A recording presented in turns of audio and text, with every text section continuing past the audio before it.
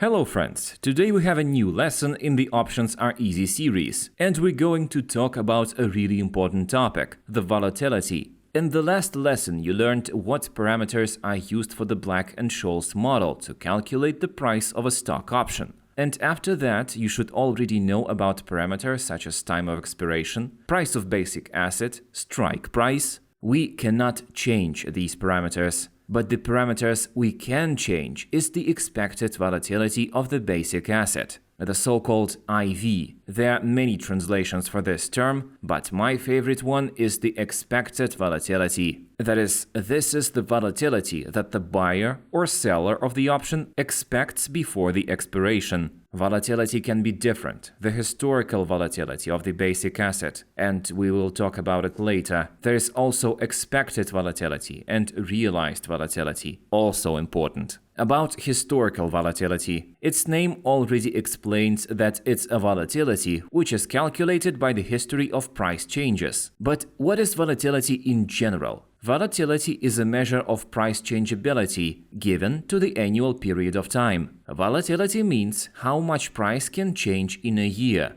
Let's say volatility 50 means that the price can change within a year. It can increase by 50% or it can fall by 50%. That's the definition of volatility, price changeability. Look, the terminal AE has a very good indicator of historical volatility. You will hardly find such indicators anywhere else. They are automatically displayed on all historical charts. Take a look at the red and green lines below. The default value is 2460, for example. That is, if we selected the time frame of 60 minutes in one bar, then 24HV1, red volatility line, will display the daily volatility, i.e. volatility for 24 hours. The green line, slower volatility, with a period of 60, will display the volatility of 2.5 days. We can set the volatility at 5 days. To do this, we need to enter 120. We change it to 120 and it will be converted to 5 days volatility. The value of volatility rises when the price makes strong changes. As an example, in this chart, you can see a significant increase in volatility, 84, 85, 90. Such data appears after a significant growth, surge, and then there was a sharp drop.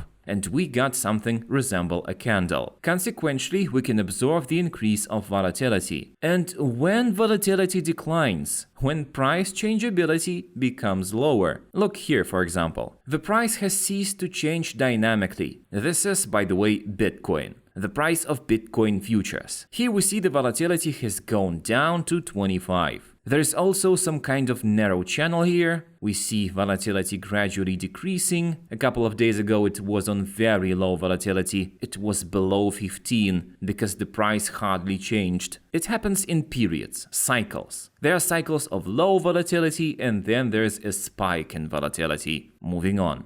We looked at Bitcoin, but here's the Ether futures. The volatility value here is even lower, although no. The daily volatility is still at 135, higher than Bitcoin. The volatility of the Matic futures is even higher, 42, 40, but those are still low levels. And so on. You can see it all for yourself in the AE terminal. Everything is available, everything is free. And you can easily estimate what level of volatility cryptocurrencies are experiencing right now. What significance do these volatilities have? What data can I insert into Black-Scholes formula to calculate a theoretical option price? We can substitute historical volatility, but we're trading options, so we need expected volatility. Not yesterday's volatility, but future volatility. Now let's talk about realizable volatility. The actual volatility is calculated as follows. We take a sold call option at the central strike and hedge it with a delta hedge. The word received for hedging in IV will be the realizable volatility, but taken in mind the commission.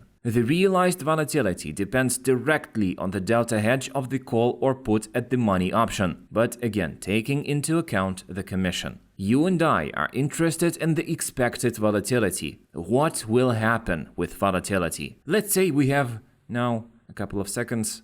Volatility over the last couple of days have started to go up to 35. 2 days ago it was at 17. What volatility will be? What do you put in the Black-Scholes formula? You have to look at the events we expect to happen, whether or not there are any. Are there factors that will affect the growth of volatility, or vice versa? Maybe there will be no such factors. We do not expect volatility increase. We should look ahead and run a scenario for ourselves as to what will happen with volatility. Look at the volatility curves. These are options. It shows the upcoming expiration series. One of the options is about to expire. Here we can see what its volatility level is, the 45th level. And the other chart shows the volatility at 35. It means that the previous options are overvalued, because the price of these options in volatility is higher than what we observe in the basic asset. So this is the expectation of growth in the volatility market. The volatility here is above the level 40. All of this you can see for yourself. Let's try to change a series of options, another date.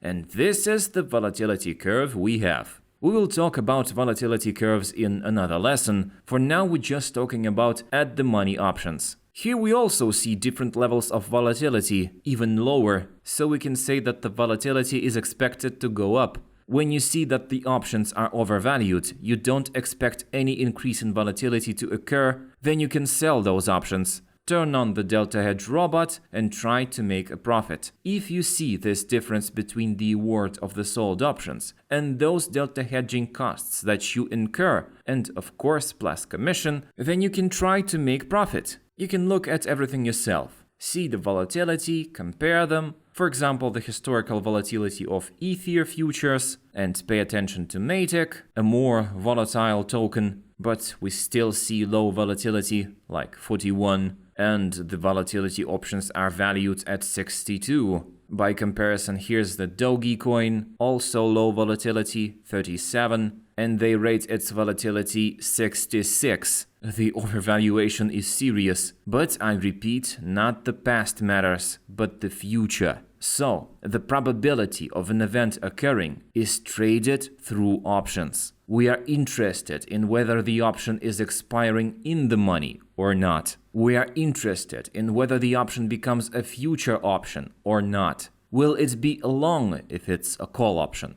Or will it be short if it's a put option? Or won't? And since we're trading with probability, volatility helps to estimate probability. In the next lesson, I will tell you more details about the volatility curves. It's all very interesting. These are important things to know, to understand when trading options. One more time. Trading options is predicting if the price reaches or doesn't reach the strike of the basic asset. You can open the AE terminal yourself. Look, compare and understand the level of historical volatility for different time periods. Look through the historical volatility settings and open shorter time frames. Look for yourself and estimate the volatility expected next week at the time of expiration. And compare if your forecasts match reality. Like this video, subscribe to our channel on stock options trading. Write your questions in the comments. I will be sure to answer. I wish you all the best. Have a successful trading.